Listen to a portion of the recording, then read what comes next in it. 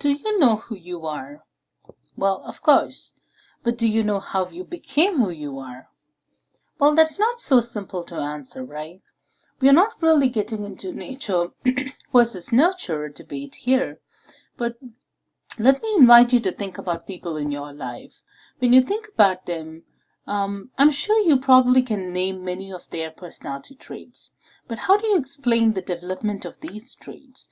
There are different theories that help us understand how and why our personality develops the way it does. So, in this chapter, we're going to talk about different topics like different theories that help us understand the dynamics and the process of forming our personality, and various personality assessment tools and techniques. So, in doing that, let's start by first defining personality. It's a unique and relatively consistent pattern that we find in our behavior, or it could be our thoughts or in our feelings. So, when I say that, I'm just meaning to say when we look at a consistent exhibition of our behavior in a context, repeated over time, I think that is what forms a person's characteristic feature. It helps us to predict someone's behavior. It helps us to predict their personality based on their prior response, right? If I cried for a emotional romantic movie before, and after 2 weeks when I went again for watching a movie and I did the same, well, in the next time when I'm watching a movie that is romantic and emotional, you can make a prediction of my characteristic personality trait that I would be emotional again, depending on the pattern of my behavior that I exhibited in the past, right? So that in some ways is very helpful for us to understand another person. So the study of personality is therefore a very significant part of our psychology studies in psychology. Let's see, there are different ways you can measure personality. One is what do you see on the screen is, which I'm sure most of you have heard of Myers-Briggs test. So one of the ways of assessing or measuring a person's personality is using objective or self-report inventories, where we can explore an individual's characteristics based on what they feel to be true in the form. About their characteristic features. The other one is called projective tests. These are more subjective in nature, that taps into the unconscious or more into the meaning individuals make of the pattern or the visual that they see on the test. And the other one is interview, and the other one is observation. So the interview and observation are other two methods that do take a lot of time. There is structured, unstructured interview. It's great for exploring someone's personality by asking specific questions and kind of comparing it to others. Very methodologically we can kind of explore that area using interviews and observation in different natural settings or in controlled laboratory settings, but there are definitely limitations that come with these testings too.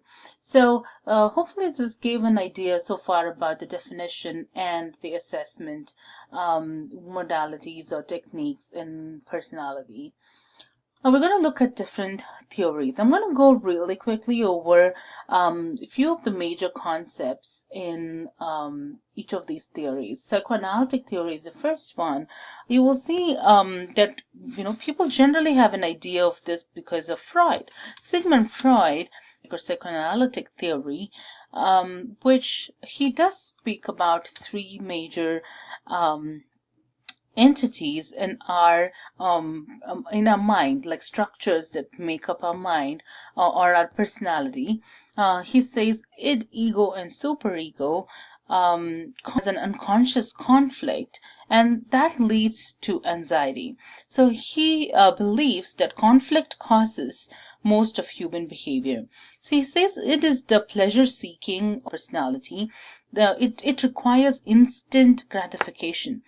Ego is the reality-seeking part of our personality. It mediates between id and is dictated by etiquette and rules.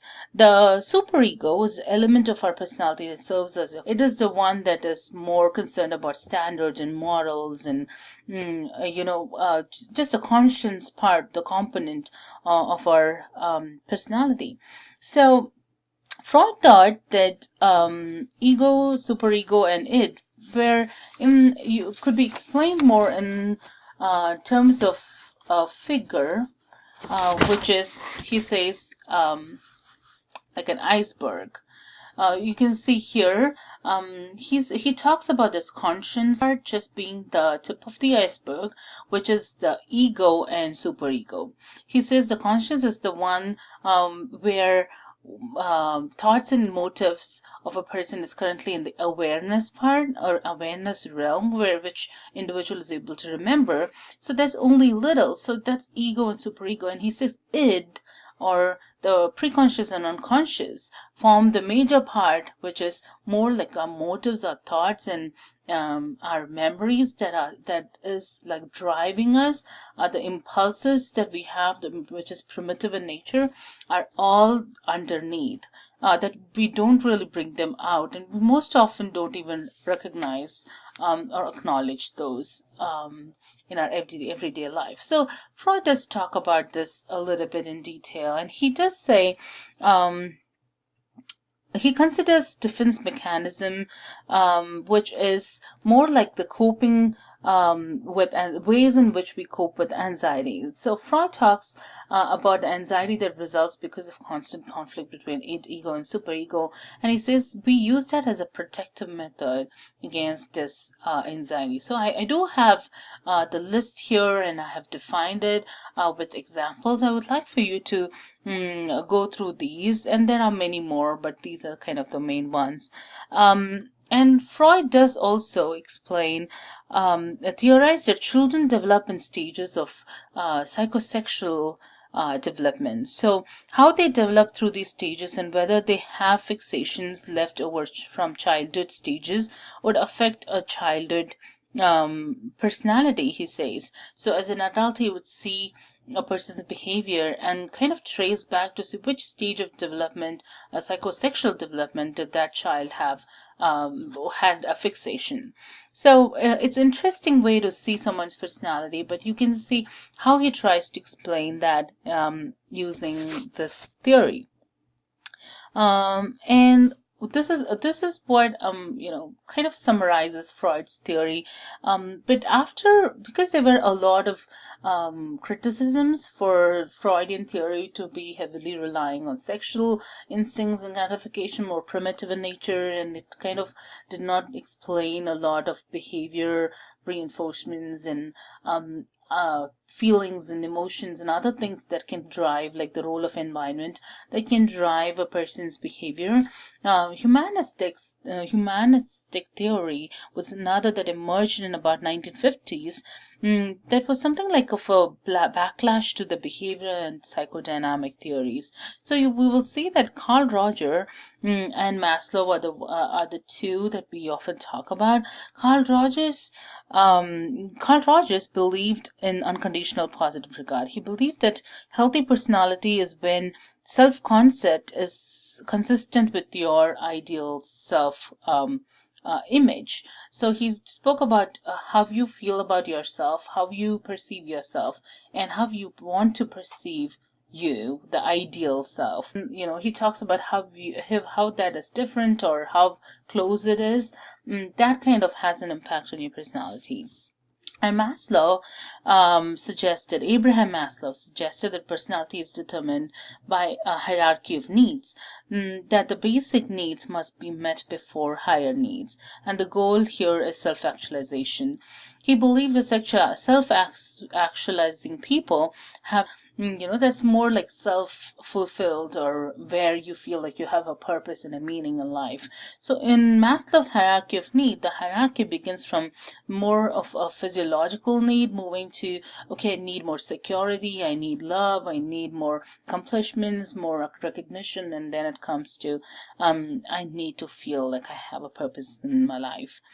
All right, so this is Maslow's theory that shapes a person's personality. And then basic theories like trait theories, where we have different researchers who have proposed various traits. Traits can be understood as the stable entity that we have, like our personality characteristics or tendencies or attributes in us. And Gordon Alpert, Cattell, Raymond Cattell, and Hans Eysenck are few who have proposed different traits, list of different traits.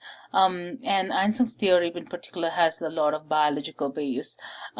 We see that, yeah, there are a different theoretical approach we can take in trait, but the one that is more current research indicates more accepted one is the 5 basic traits that provide a framework for development of personality. To remember the Big Five. This is called Big Five or Five Factor Model. To remember that, you can use the acronym OCEAN. All these traits are on a sliding scale or a continuum. So you can see that the how much or how little you score in each of these traits indicates your personality. So, for example, if you score lower end on openness, it would indicate something like a person is practical or prefers routine and is conforming, while high end of the scale would be suggest something like an imaginative person or independent or prefers variety. If you take the test using the link in your readings, you will be able to see how you score and kind of make a sense of your personality from there.